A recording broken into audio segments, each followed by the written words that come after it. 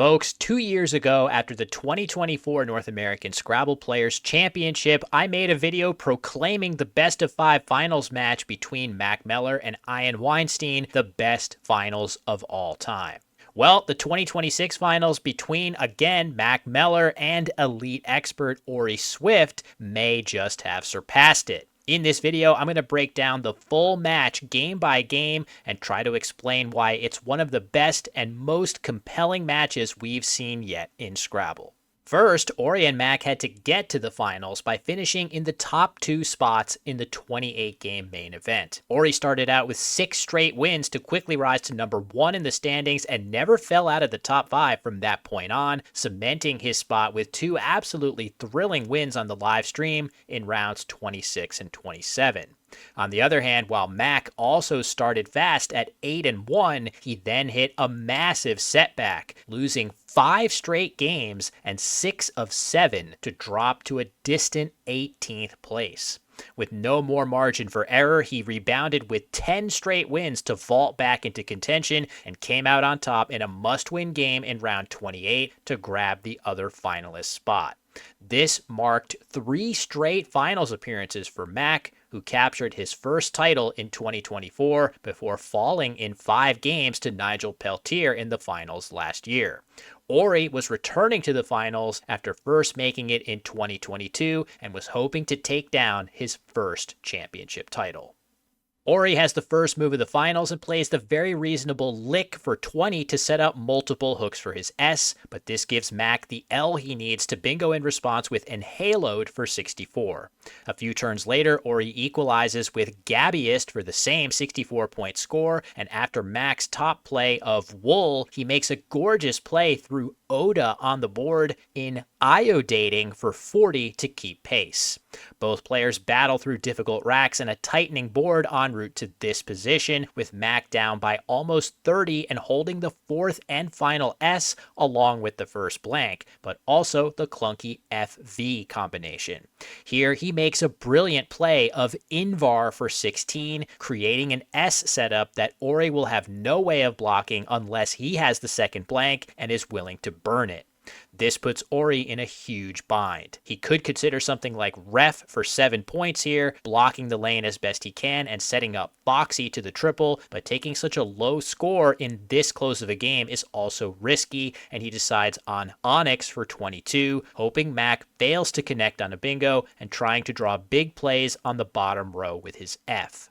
Mack draws the second blank and can play Frosted for 90 points, but if the final tile in the bag is the W, he'll then have only 1 spot to play it, which Orry will then block, giving him the ability to slowly play his remaining tiles and steal the win right back. So Mack wisely pivots to Foisted instead, creating a second spot for the W to avoid this disaster scenario. There actually is one other troublesome tile here though, the R, which doesn't play anywhere on the board after either Foisted or Frosted. It actually turns out that the best play for Mack is not to bingo and play Food on the bottom row, scoring only 46. Keeping one of the 2 blanks and the S will give him outplays hooking Invars no matter what he draws. As it turns out, the final tile in the bag is the harmless E, giving Mack a huge win in Game 1 of the series. He carries that momentum straight through to Game 2, where he draws both blanks on his opening move and plays the very impressive A Bubble, one of the least probable words in the dictionary thanks to its 3 Bs. Orry's first few draws are horrendous. After playing Pi for 13 and Mack's response of Vexed, he has 6 vowels and an S and exchanges 4 of them in search of better balance. He doesn't get it as he draws 3 more vowels, and after Mack's Vomica for 32, he's forced into the aggressive AE for 18, giving Mack a shot at the triple, which he takes with Freon.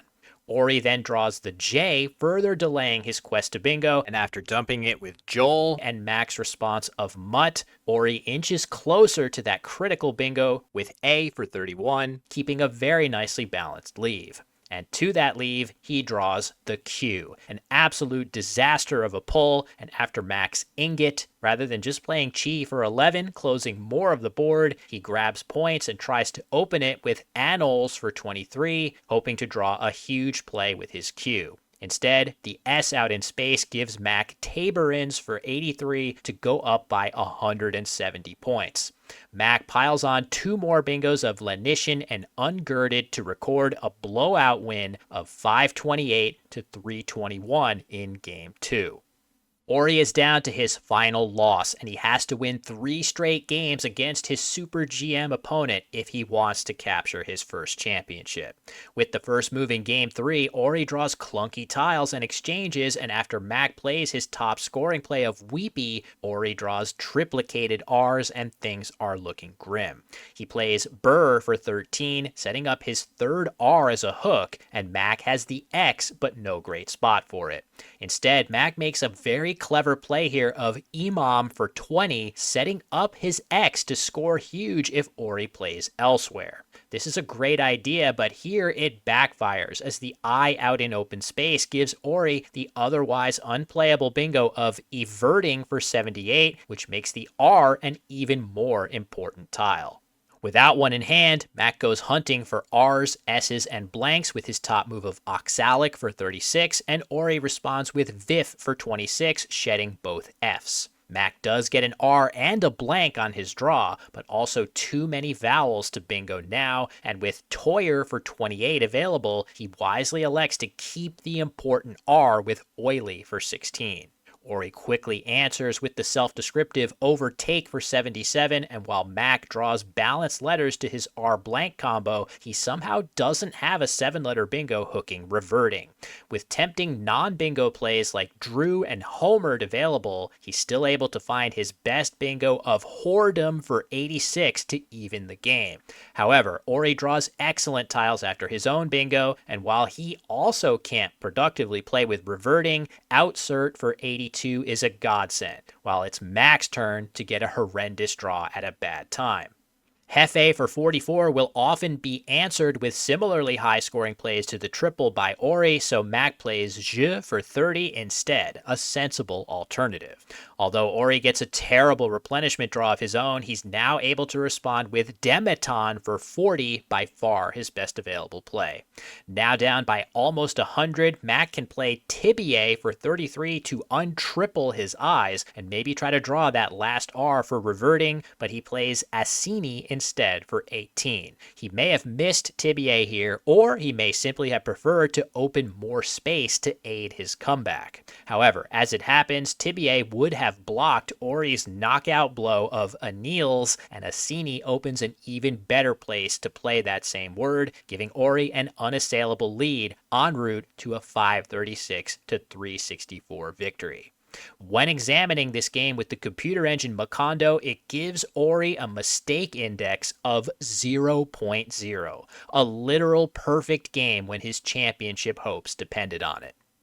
Mack is still just 1 win away, and he opens Game 4 with Invents for 64, while Orry has to dump his Q for just 14, wisely playing Cade instead of Kadi to open a new line at a deficit.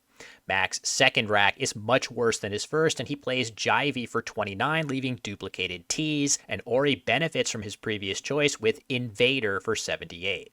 A few turns later, the players go on a scoring spree, with Orry bingoing with Gambler for 80, Mack answering with his only bingo of Butanols for 70, Orry hitting right back with Pictured for 86, and while Mack has to slow down now with no playable bingo, he makes a very clever S setup with Key for 20, forming Kid, giving himself a second powerful option to play bingos with his S. However, while Orry comes painfully close to drawing Oleacat, it all works out for him as he hits his third straight bingo Inflection for a devastating 98 points. Although Mack does have one playable bingo in response of Vestural for 76, Orry can block the newly opened triple-triple lane with Aver, while Mack draws extremely weak tiles on his replenishment draw. Orry continues to pile on from there, en route to a huge 584 to 367 win to equalize the series. This sets up a winner-take-all Game 5 with Orry to move first. With good bingo tiles and the X, Orry makes a short opener to try to hit the first bingo of the game, but Mack has Pageant for 76 to draw first blood. The players trade haymakers as Orry hits right back with Reliers for 85, Mack one-ups him with Presidio for 94, and Orry follows up with Windable for 82. With the first blank in hand, Mack can answer right back with yet another bingo in Vacating for 63, but after Windable, the most dangerous spot on the board by far is the top row. In fact, Orry is sitting on a huge play of Invoke for 62 points. Mack shows fantastic patience here and plays that for 35 instead of his bingo, which the computer engine prefers. He's very likely to get higher scoring bingos than Vacating on his next turn, and he reduces many of Orry's scores significantly by covering the top middle triple. Case in point, Orry now has to settle for a 42-point Invoke instead. Mack is almost certainly bingoing next if he draws even a single vowel, but his draw of 3 consonants comes at a terrible time, and he plays Gang for 16, once again giving him good odds of bingoing next turn. Orry responds with Hotly for 27 to unduplicate his L's and T's, and Mack once again draws only consonants, including the J. Burning the blank with something like Jukos doesn't quite score enough to justify giving up so much ammunition here, so he plays Gin for 12, keeping the faith that vowels will come. Orry has the opposite problem and makes a balancing play of Oba for 17, keeping the extremely powerful Later leave. Finally, Mack draws 2 vowels and finds his top scoring bingo of Chouses for 92, putting Orry down big. Fortunately, his FN draw gives him Inflator for 63 to retake a small lead, and Mack has a clunky post-bingo draw. After a long think, he plays his top-scoring move of Farm for 33, but Orry draws the Z and hits back with Dits for 72. While it's scary to leave 4 vowels heading into the next turn, 72 is too much to turn down, and Mack draws the Q to pair with his U, but also 2 O's, and he has no good scoring play with the Q here. A play like Mono looks okay, but it's very passive and allows Orry to continue to block off open areas of the board. Instead, Mack makes a courageous move here with the championship hanging in the balance. Moo for 16, opening up multiple triple word scores at once.